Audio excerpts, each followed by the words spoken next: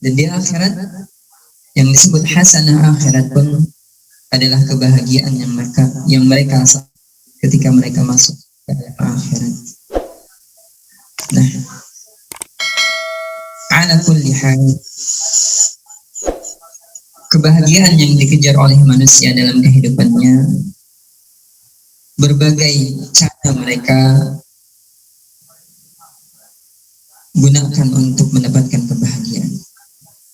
Ada mungkin yang mengira kebahagiaan itu bisa didapatkan dengan harta, sehingga mereka mengejar harta. Ada yang mengira kebahagiaan itu bisa didapatkan dengan pangkat yang tinggi, sehingga mereka mengejar pangkat yang tinggi. Ada yang mengira kebahagiaan itu bisa diraih dengan popularitas, sehingga mereka bermimpi untuk mendapatkan popularitas. Apapun yang menjadi tujuan dan mimpi manusia, pasti ujung-ujung dari mimpi itu adalah mendapatkan kebahagiaan dalam hidup. Dan Anda ingin mengingatkan,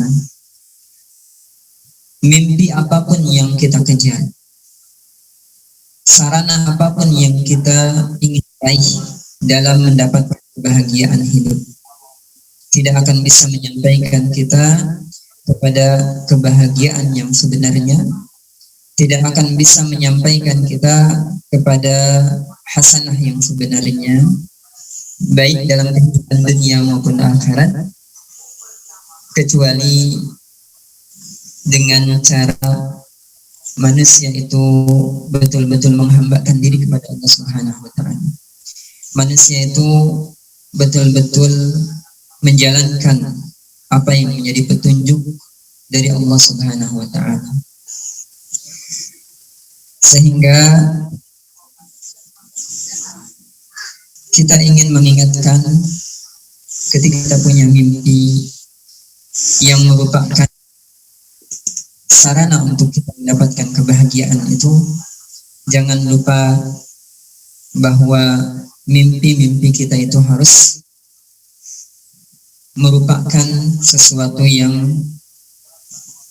menjadi petunjuk dari Allah Subhanahu wa Ta'ala, sesuatu yang dijalankan sesuai dengan petunjuk Allah Subhanahu wa Ta'ala. Karena Allah Subhanahu wa Ta'ala mengatakan, kebahagiaan hidup yang akan dirasakan oleh manusia hanya akan didapatkan ketika mereka berusaha untuk menjalankan petunjuk dari Allah Subhanahu wa Ta'ala dengan sebenar-benarnya. Allah Subhanahu wa Ta'ala mengatakan, fa imma ya'tiyannakum minni huda faman tabi'a hudaya fala khaufun 'alaihim wala hum yahzanun. Siapa yang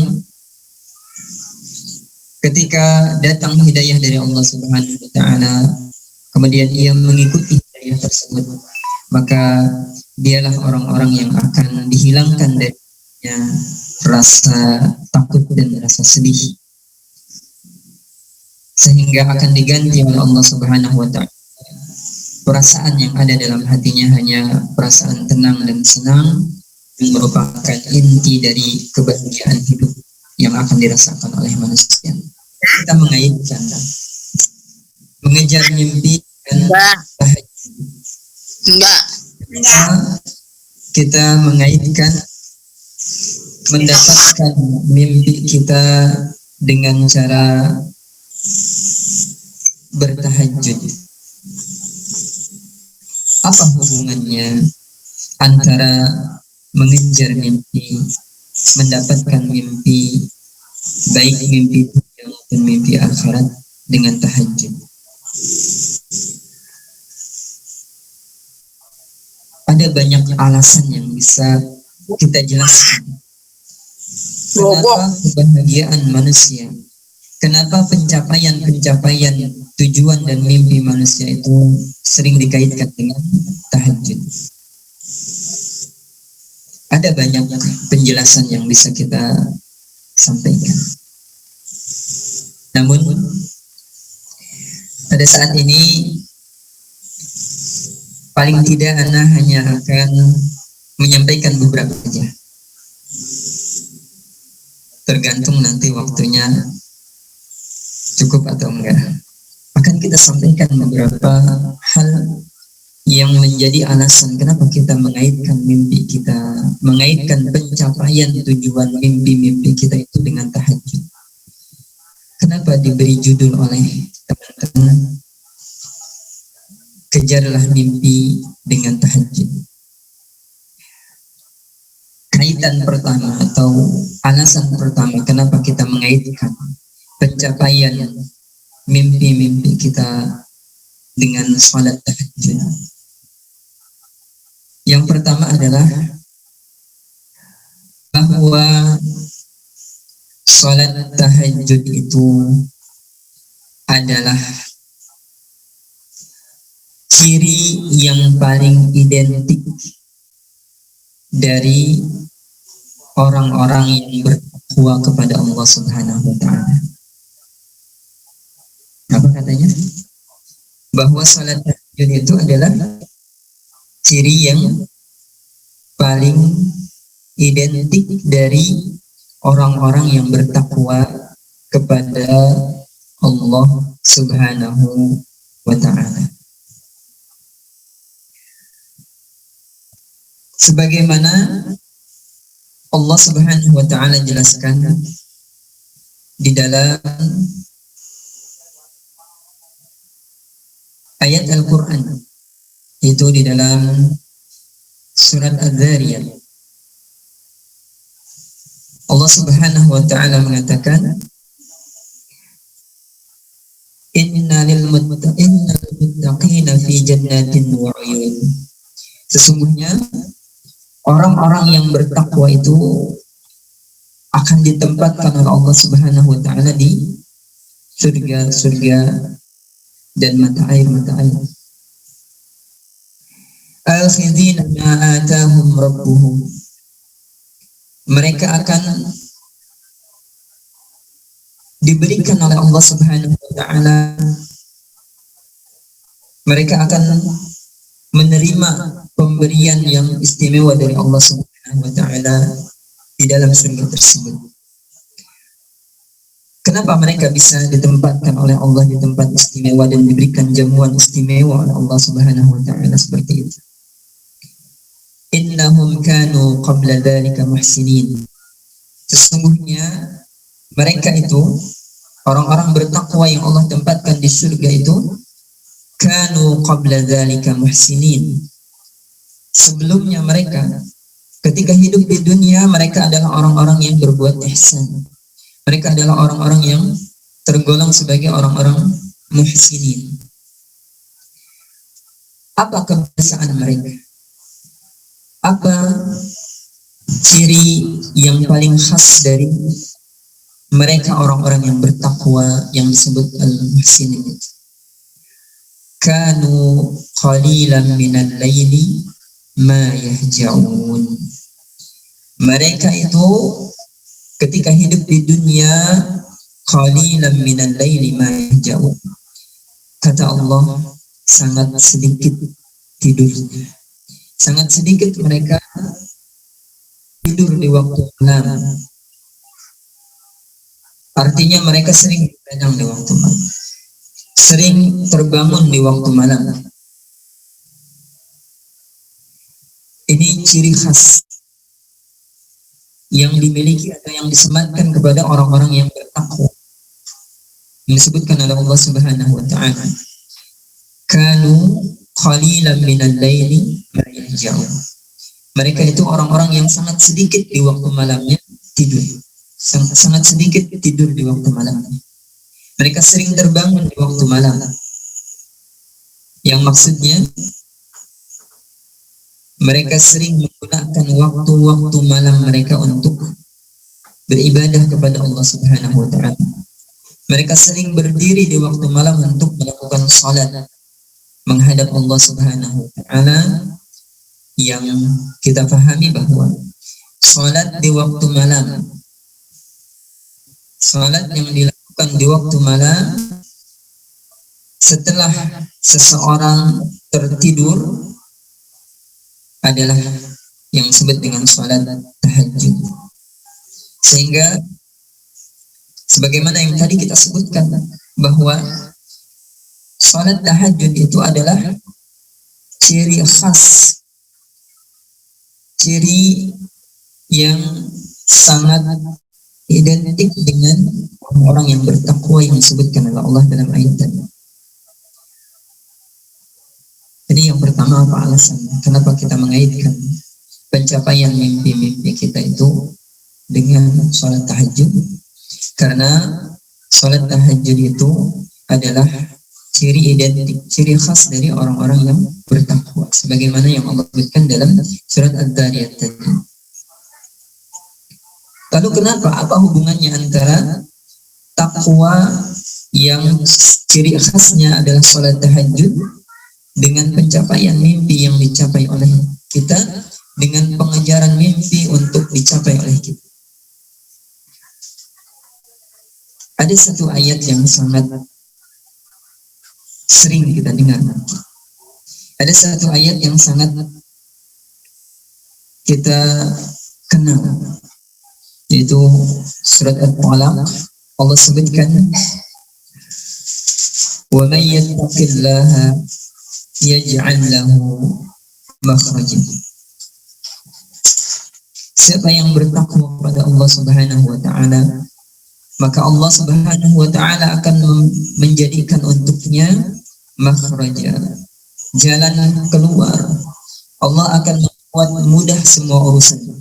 Allah akan membuat semua perkara yang sedang dia hadapi menemukan jalan keluarnya.